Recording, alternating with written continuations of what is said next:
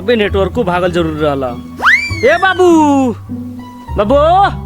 हां का बाजी का कतरो बेटा केहू के घरे दुआरे जाइल जला त तन सकरा जाइल जला नु। बस बस तैयार हो गनी। अब वो कहां बा छगना बा? बे बा घरों बा छगनुओ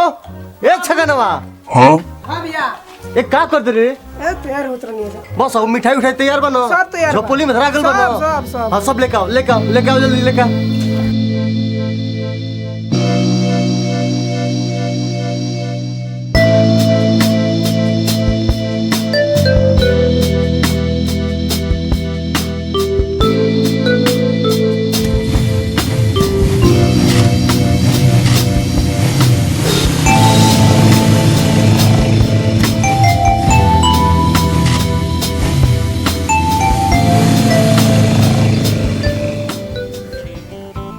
हाँ पंडित जी ना अबे हितवा लो आइल नहीं खेलो आवत लो नु तो रउआ लगा हम फोन कर देता नी। हाँ तब तक नहा खा के रउआ रेडी रही। अच्छा हाँ गाड़ी भेज दे महाराज गाड़ी भेज दे ठीक बा। ए टेंगरा आवे अरे हित के आवे के टाइम हो गई सब चीज के व्यवस्था हो गई बनू नाश्ता पानी के सब कुछ के व्यवस्था कर देले बानी। ज्यादा चिल्लाइए मत। देखिए कुर्सी भी है और नाश्ता भी ला दिए हैं। हाँ तो जिम्मेवारी ले पर तो जिम्मेवारी समझ के काम करी हो। अरे बाबूजी विश्वास बानू हमरा पर। हाँ तारा पर विश्वास बा हम तो जब बियाह हम जबरदस्ती करा सकत नहीं तो नाश्ता जबरदस्ती हटा दे। टेंशन मत ल तू। नहीं तो जबरदस्ती नाश्ता हटावे काहे काम करबो? एगो तो दूर से अवतर सहित अब भुआरा का भुआरा भूरा चल गेला जाओ मौसिया फुआ आइल बैलो बस स्टैंडवा पे तो कहता हम तेन ले आओ कहीं जो लेके आओ। तो जाना था कि ओकर बार अच्छा बा तो ओकर गेला का जो तेरे चल करते तो ना मान तो चल ठीक बाबे अगला 10 मिनट में हम आओ तो हम कहते नहीं। फुओ तो आ गई मौसियो आ गई। हां फुआ मौसी आ गई ठीक।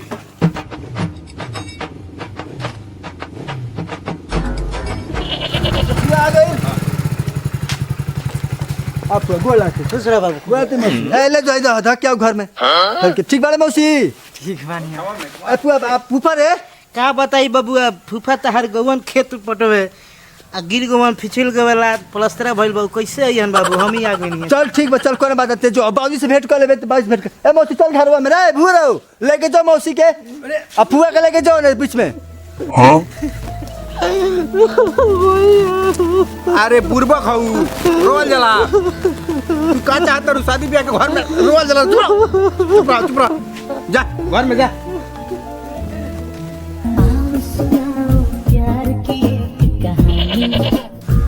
बाबूजी और मौसी गोड़ ला के चल आप जल्दी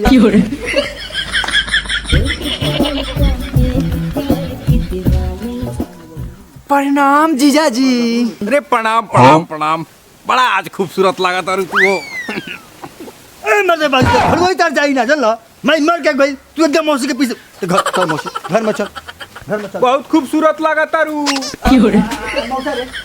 मौसा गोइल बानी लकड़ी के काम करे ओबे चलियन समूह ले। तो सुन ले वे खाए के बेरा आइए नु तो ये जोखना के बियाह होई हम लोग के खाए के बेरा पहुंचे जा ना लेट ना होई समय से चलियन। तो जो चल ए बाबू टेंगर कफू हो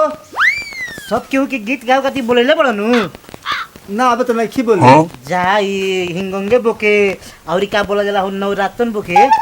बोला लिया वो तो हम ना जाबे बाजी ए कोई दई चल जा भूरा बुलावे का तुमको लोग के। हां जोरे ते बोला के लिया तो बोले हमें तेरे मिठाई लिया। बाबू जो जल्दी ए मौसी जो बोला देख पोरा के देख पोरा कटवाओ सब कटवाओ सब काम हम देखलो चलो चलो।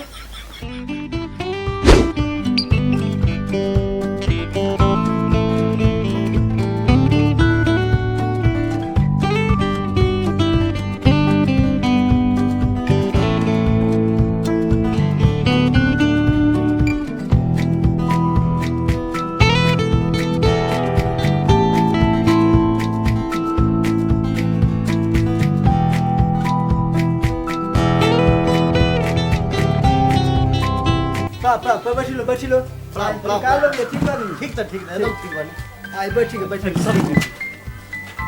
बैठेगा और ठीक बानी नु? हां एकदम ठीक। हां बैठो चली ठीक है चाहे। हां बैठ। कौन सा हमार खरबूजे में हाथ वाला से रे ए काहे के फालतू बरियावत तनी फालतू करे तनी साला दुआरी पे आते आते हमरा खरबूजे में हाथ लगा दलस। देख ली समधी जी अब ना जाइजे होतई। अरे छोड़ी खिसियाई मत सार बहनोई में कुल होला महाराज बैठी। ए टेंगरा अरे बेटा नाश्ता उस्ता लिया वो जान नाश्ता लिया वो नाश्ता तो लमका ले कि गोल का अरे दोनों लेके आओ सबके नाश्ता कराओ दोनों क्या बोल का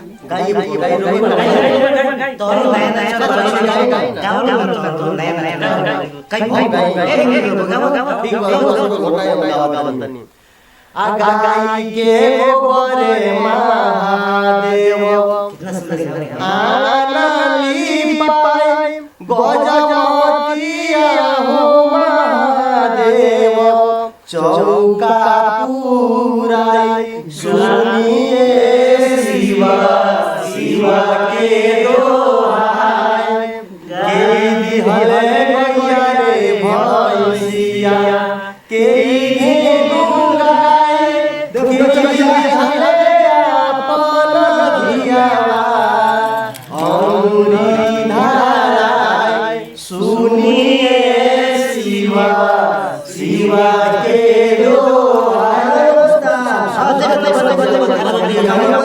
अरे समझी के बहिना छिना घुमेली ना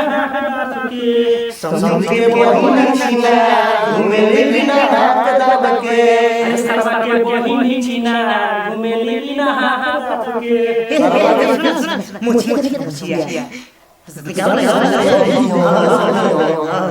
समझी के मुछिया ये महाराज है को रसगुल्ला है ए मत ये नु नाश्ता हो लमका गोल का चल बड़ी तो हमर है ये दोनों को का बा ते वो काम करी ये नाश्ता के रख दी आ वो दोनों चाप के पानी पी ली आई दावा के तीनों बहिनिया तीनों के तीनों चिरा रहे ही दावा के तीनों बहिनिया तीनों के तीनों चिरा रहे एगो ही आई गड़ल बिगड़ल एगो खेला रे आ तीसरी हवे जरी के छाटल देवे में दैया रहे तीसरी हवे मर्चा गाल पे कहां रे मरचा कौन खाता है जी अरे महाराज मर्चा हम खिला रहे आप खाइए ना अगर एक बार से एक को मर्चा क्यों ना फेंक दिए तो बता रहे हैं उसका मर्चा तुझे खरबूजा में घूट देगा सौरव नाश्ता करा तोरा झाड़ बराबर ज्ञान चलो तोरा रात बराबर हाँ तनी फेंक के दिखाओ ना मरी चावल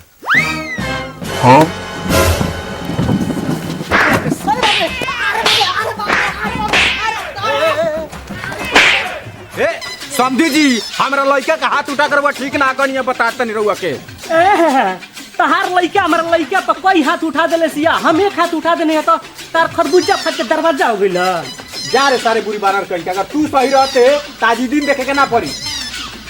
का बोलिए मेरे का जी भाई हो का भइल भाई तहनी के दोनों बाप बेटा कहां रहलस भाई हम गए नहीं मछली लिए तलाड़ धरे रहले जू सारा रामायण खत्म हो गइल अभी खाने पूछत रहो सीता जी कहां बाड़ी अरे ना ना भाई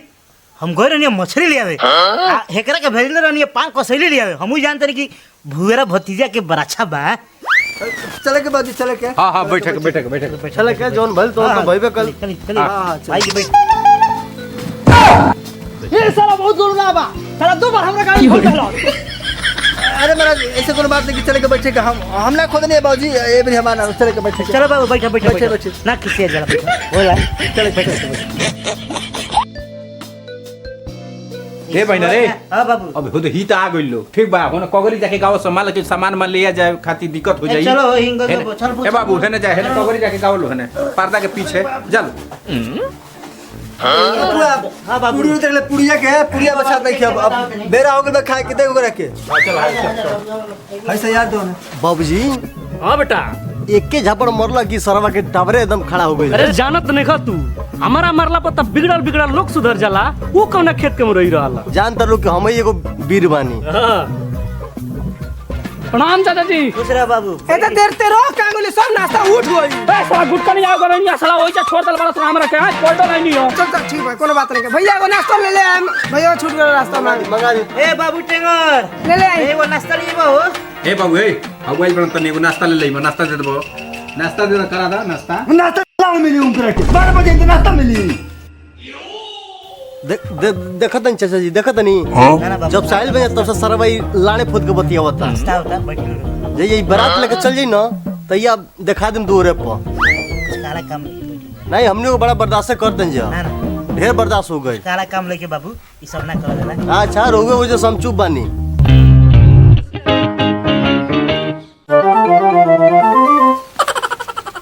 साला ये नाश्ता अवतार बराती में कह देता नहीं व्यवस्था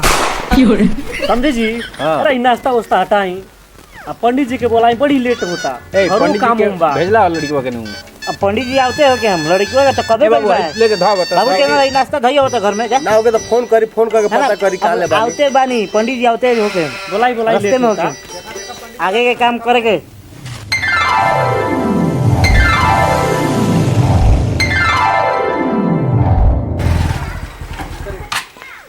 रुका भैया प्रणाम पंडित। अरे एकदम खुश खुश आई बैठे। अरे पंडित जी आ गए पंडित जी अरे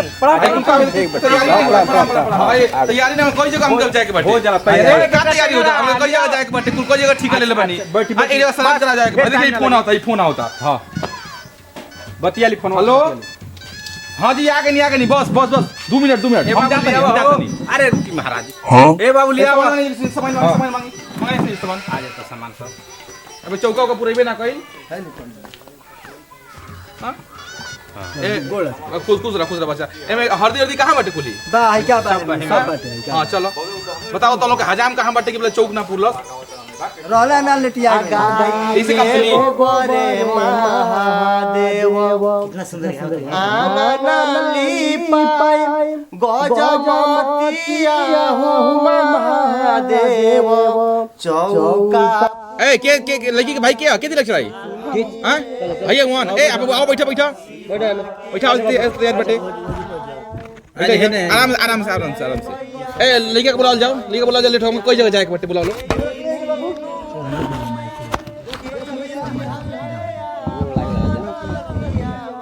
एकदम खुश ये बाबू हुआ हां चलो बैठा बाबू हां तो बहुत बढ़िया बड़े हो आई बैठी बाबू ए रउआ आ जाई औरी नहीं है ए यहां पकड़ बैठाओ आई है ना मुड़ी पर कुछ डालेंगे आएगा मुड़ी पर रखाओ चली ओम मंगलम भगवान विष्णु मंगलम गरुड़ध्वज मंगलम पुंडरीकाक्ष मंगलाय तनो हरे बाबू आचमन करो जा ओम केशवाय नमः ओम नारायणाय नमः ओम माधवाय नमः हाथ धोला ला बाबू तू कर ओम केशवाय नमः ओम नारायणाय नमः ओम माधवाय नमः अला हाथ धोला चलो लो तनी हाथ जोड़ के तनी भगवान के ध्यान कर लो तो लाओ हाथ जोड़ा ध्यान करो ओम मंगलम भगवान विष्णु मंगलम गरुड़ध्वज मंगलम पुंडरीकाक्ष मंगलाय तनो हरे सर्व मंगल मांगल्ये शिवे सर्वार्थ साधिके शरण्ये त्र्यंबके गौरी नारायणी नमोस्तुते ओम गणानान्त्वा गणपति गुंगवामहे प्रियाणान्त्वा प्रियपति गुंगवामहे निधीनान्त्वा निपति गुंगवामहे वसुमाहं जानकं तुम जासि गणपतम्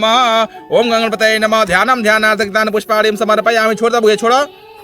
ए दक्षिण चढ़ाओ हां दो दक्षिणा दे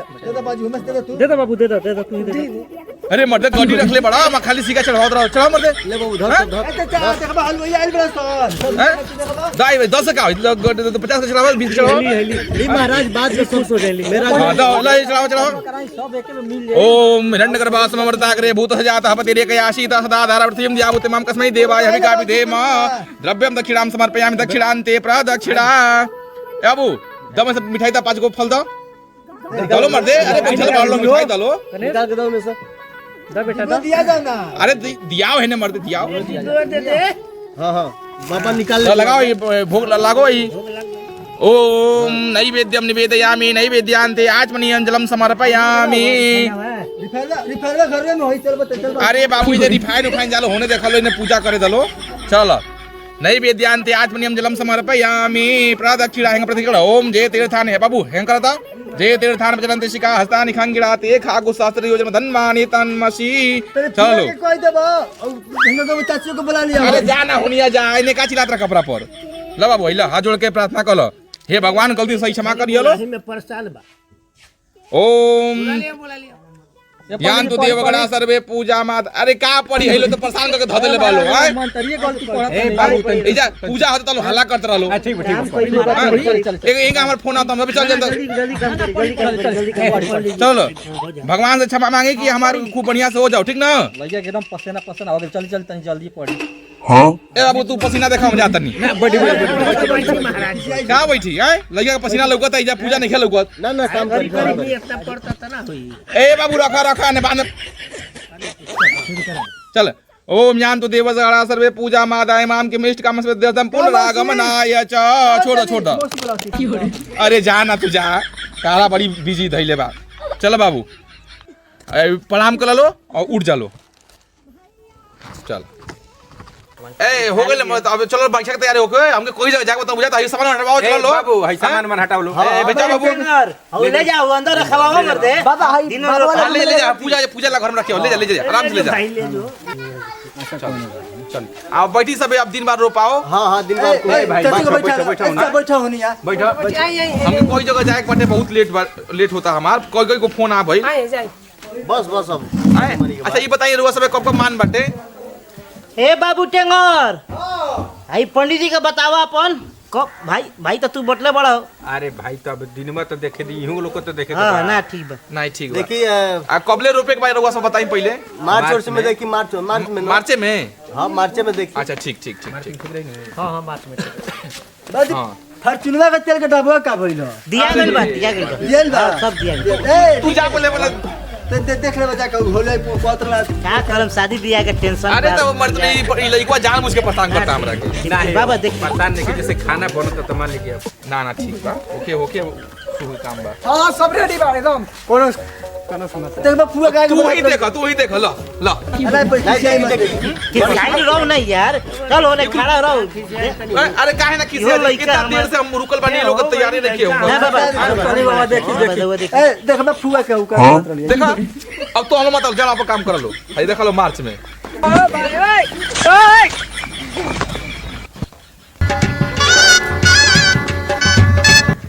एगो 22 मार्च के खूब बढ़िया लगन बाटे 22 मार्च के सब है जी 22 मार्च भाद्रा उधरा नहीं खेन में देख ले भाद्रा नहीं खे सब ठीक बाटे 22 मार्च के नवा पूछली सब है मानी उन होई नु हां मंगलवार दिन हुए बहुत बढ़िया दिन बाटे मंगलवार भाई मंगलवार के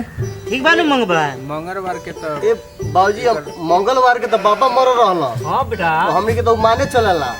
समझी जी मान बा वो दिन हमनी तो पंडित जी आगे दरी देखी आगे तनी और आगे बढ़ी आगे तनी बड़ी मालिक के मान मत कहियो दूसरा दिन देखी तो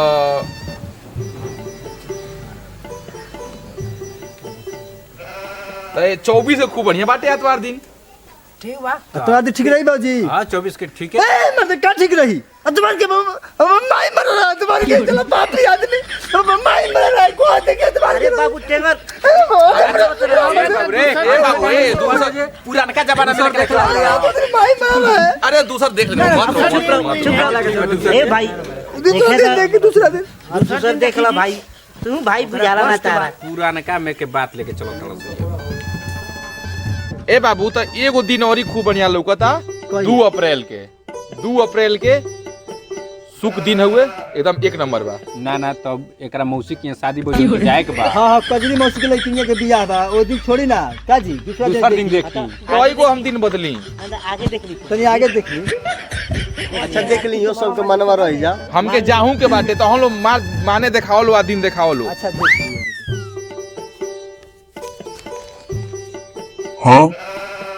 अच्छा एगो 5 अप्रैल के डेट खूब बढ़िया बा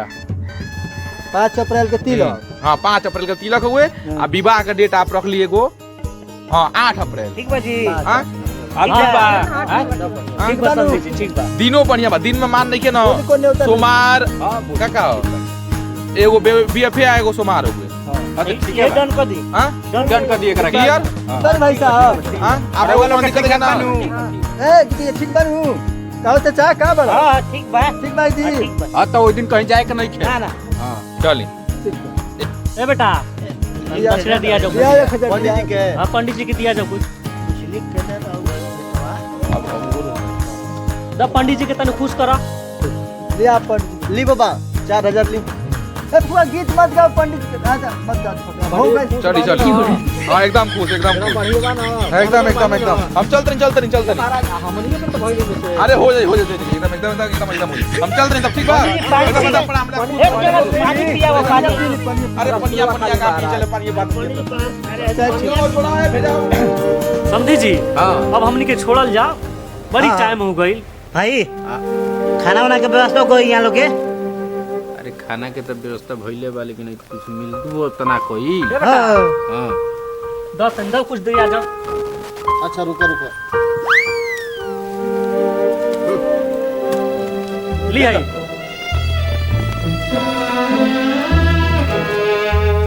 ए बेटा टेंगर आवा है नहीं बा तू जाला तो घरों में रह जाला हैं? देखो बा कबो बा हे बाबू आवा है ने मर दे द्वार पर मेहमान लो बानी लो है ना वो घरे ना वो 8 9 10 11 12 13 14 15 16 17 18 19 22 23 24 25 26 27 28 29 30 31 32 33 34 35 30,000 बाबू।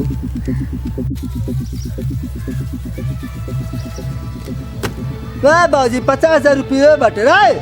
लोग का खाना ना चलिए मेरा ए खाना का सर का महाराज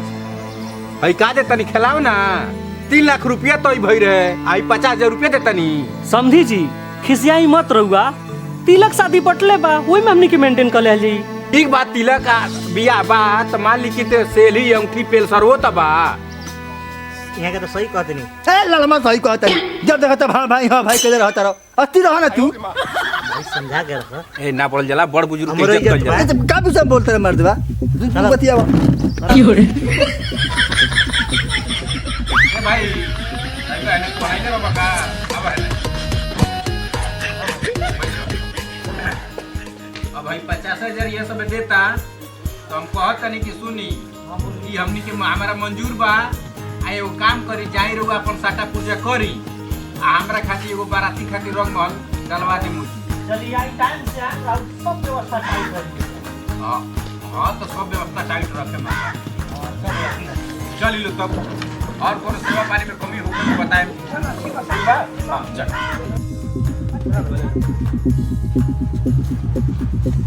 गांव मोहल्ला लंड मोहल बहाना आता।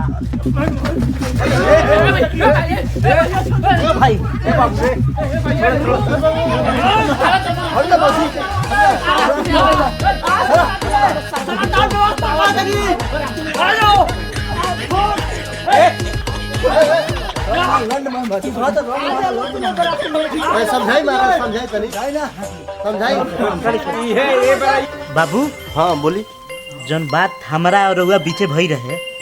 याद बानू? हाँ एकदम याद बा भुलाए वाला बात बा वो हम भूला जाए करेक्ट एकदम वैसे ही होके के चाहिए। बे महाराज रोग चिंता छोड़ दी चिंता मत बा। करी हम बानी ना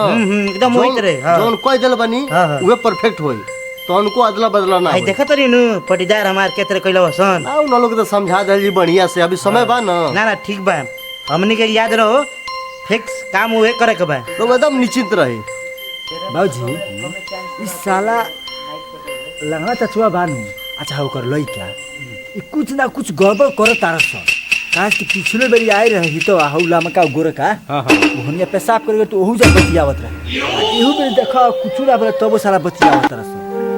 अरे ना सोचल जाला कुछ बतियावत होइलो अब देखबे कले हेतना बम पे खड़ा हो गेल तो तन कुछ बात होत होई। ठीक बा चल दिन जतो ठीक ठीक ठीक बा ठीक बा ध्यान रख हम लोग। ठीक है शांत हो जा भैया शांत हो जा। ना आवे तो साला बराती हो और गांड गर्दन पना चढ़ा देनी जा तो अब कोई शांत हो जा शांत। हाँ भैया सही कहते यही आयरन जगली गिरी नु तो अपने बिस्कुट लेके अपने खा गरे। अरे साला बहुत बोला तारा सो बर्दाश्त से बाइक हो गइल बा। इस सरवा के बारात में इतना मार मारे के बा इतना मार मारे के बा इस साला के एकदम खाए पियल हराम हो जाओ। हाँ ठीक बा बांस दूगो निकाल के रखे के बा एकदम पाका आवे तो आवा खाली आवा बाराती में छोड़ दे भाई छोड़ दे।